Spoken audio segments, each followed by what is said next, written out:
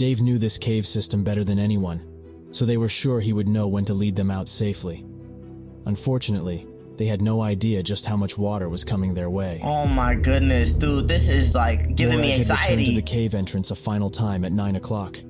She was utterly horrified to see a lake of water collected around the entrance to the cave system. It was fully submerged and completely inaccessible. What? Her fear and desperation fueled a frantic 3-mile run to get help. Oh, 3 miles? Not gonna lie, they just would have been dead.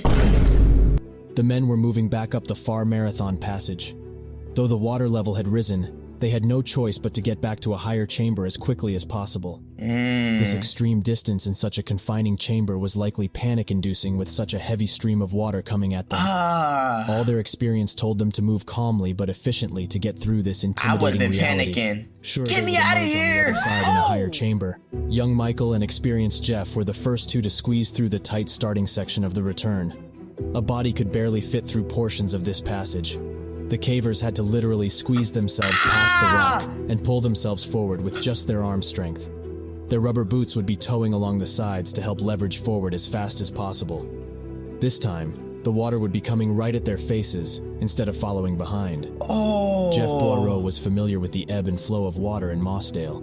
Surely he knew that a swift effort in Far Marathon would get he and Michael safely beyond the risky passage and into the larger chamber above.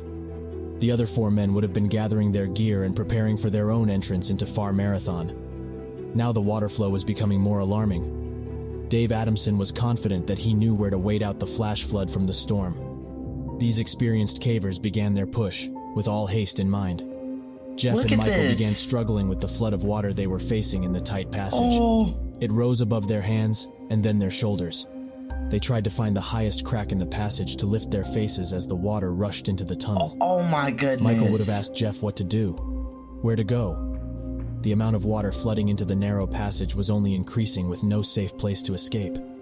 The haunting truth was that there was nothing that they could do.